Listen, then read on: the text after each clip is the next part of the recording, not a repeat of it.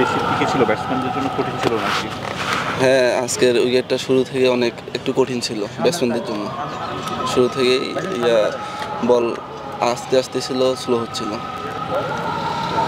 ভাইয়া দুইটা উইকেট পেলেন, আসলে ব্যাটিংটাও ভালো করছেন পুরো টুর্নামেন্টে। আসলে একই দলে সৌম্য সরকার আছেন, আবার তানজিম হাসান সাকিবও আছেন বোলিংয়ে, তাদের থেকে কীরকম টিপস পাচ্ছেন বা কীরকম চলছে সব কিছু? আলহামদুলিল্লাহ, আমাদের ইনভারনমেন্ট অনেক ভালো। সবাই ম্যাক্সিমাম ন্যাশনাল লেভেল প্লেয়ার, বড় ভাইরা। যে সমস্যাগুলো ফেস করতেছি সবগুলোর সলিউশন ওনাদের কাছে পাচ্ছি, খুব ভালো লাগতেছে। আপনি পেস বোলিং অলরাউন্ডার, আপনার আইডলটাকে একটু বলতে?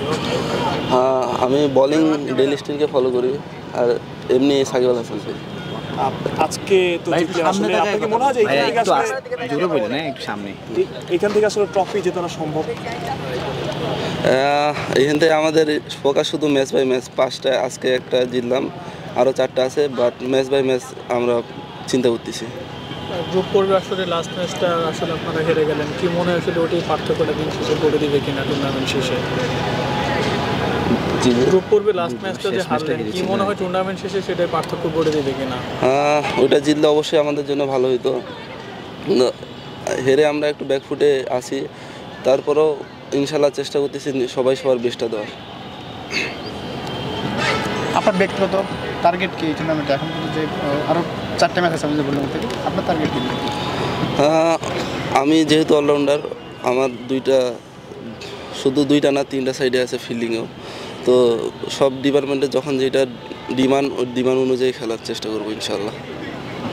ভাই শুরুর দিকে টিম কম্বিনেশনের কারণে একটু সুযোগটা কম আসছিল আপনার, তো এখন যেহেতু ম্যাক্সিমাম বড় বড় প্লেয়াররা মানে সিলেটে চলে গেছে টেস্ট সিরিজে খেলতে, এখন যে সুযোগটা আপনারা পেলেন, আসলে বাকি যে 4টা ম্যাচ আছে, তো এই ম্যাচগুলোতে আসলে আপনার যে ডিমান্ডটা ছিল ওই ডিমান্ডটা শো করবেন কি? ইনশাল্লাহ চেষ্টা করব। সুযোগের জন্য অপেক্ষা করতেছিলাম, ওইভাবে নিজেকে রেডি করতেছিলাম মেন্টালিভাবে। তো ইনশাল্লাহ চেষ্টা করব ম্যাচ বাই ম্যাচ ভালো করার। ভাই এমসিএল টি20 হলো, এখানে দুর্দান্ত বোলিংটা করেছেন। সো এত ভালো করার পরে এখানে আসলে দলে ভালো ভালো তারকা পেসার থাকার কারণে সুযোগটা পান নাই। সো এই সময়টা আসলে কি হতাশ ছিলেন বা মেন্টালি নিজেকে কীভাবে? না, মেন্টালিভাবে হতাশ ছিলাম না, নিজেকে ওইভাবে রেডি করতেছিলাম যখন সুযোগ পাবো।